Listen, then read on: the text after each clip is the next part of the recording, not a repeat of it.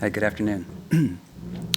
At Tempered Networks, we're in the business of helping people manage their cyber risk. And for some of you, that might sound like network security.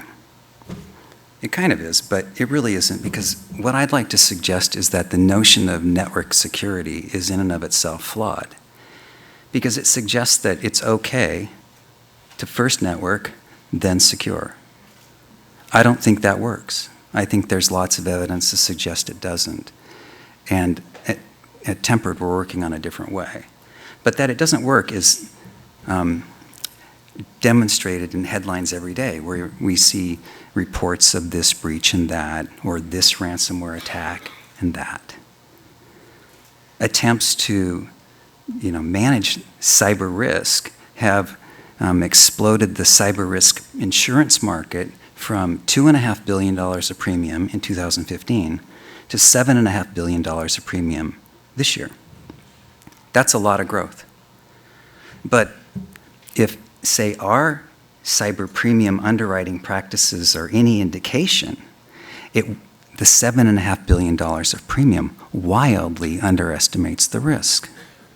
It doesn't begin to quantify the risk of a catastrophic cyber event where more than some money is stolen or something else. And so, that's a real problem. See, risk is a double-sided coin. On one side, you have opportunity. On the other side, you have danger. At Tempered, one of our fastest growing markets is with REITs, real estate investment trusts, portfolios of commercial office buildings. See, in North America, half the energy consumed is used to heat and cool buildings. Now, if you have a building and you can connect the HVAC system, the compressors and air handlers that heat and cool your building, to the cloud and modulate them appropriately and contemplate occupancy and weather patterns, you can save as much as 50% of your energy expense. That's a tremendous opportunity in an industry where saving money is hard to do, but the returns are great from doing so. And so building operators are doing that left and right, creating smart buildings. But there's a flip side to that coin. I call it the connection paradox. Everyone's heard about the network effect, that the value of a network is exponentially related to the number of devices connected to it. What we forget is that the danger of a network is the reciprocal of the benefit. So what's the risk? What's the danger? I was thinking about that and I thought, I wonder how secure the building that we office in is. Let's figure it out. We called the building manager.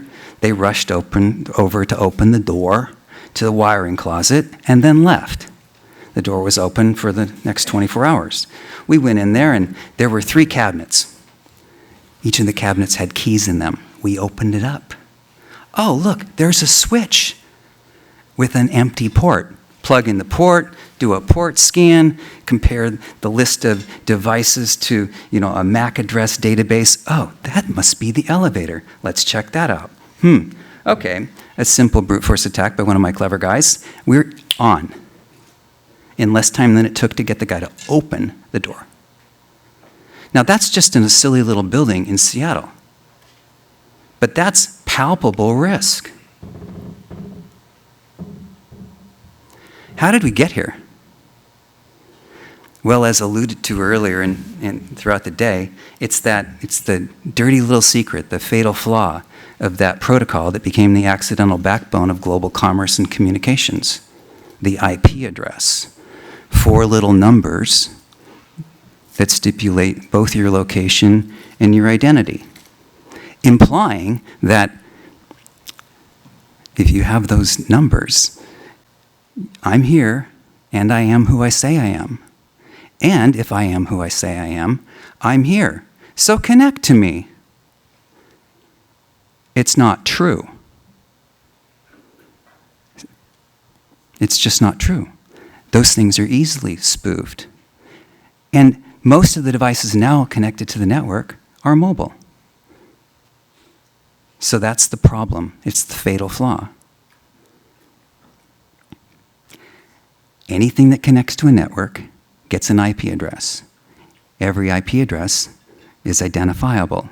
If it's identifiable, it's locatable. If it's locatable, it's hackable. Doesn't matter. Your phones, your tablets, your laptops, your thermostats, your cameras, your elevators, your servers, your trade secrets, your professional or your customers' information. It's all out there. So what do we do? Seems like a pretty intractable problem. The answer is no longer to pay billions of dollars every year to the networking cartels who are quite content to continue to take our money and not solve the problem. We have to fix the fatal flaw. We have to separate the locator, that's the IP address, from the identity. How do we do that? Well, in our case, at Tempered Networks, what we do is we still use the IP address, but only for locators. So that means we don't have to have a complete and rip and replace of the existing infrastructure. And we use software to assign cryptographic identities to every device that's connected. And then we use a massively scalable orchestration engine that distributes policy amongst those identities and says what can talk to what. In doing so, we have security first, and then the network. So we've developed this solution, we've commercialized it, we're selling it, and we call it the Airwall. It's like a firewall, only better. It restores what used to be an air gap. Restores the logical gap between your private network and your things that you want to keep private and off the public network, and any other thing that you need to communicate with. So we're excited about this. We're excited about the prospects. We love to talk about the Airwall, and I've got my team here who are participating in building the new internet, and we welcome the opportunity to tell you more about it. Thank you very much.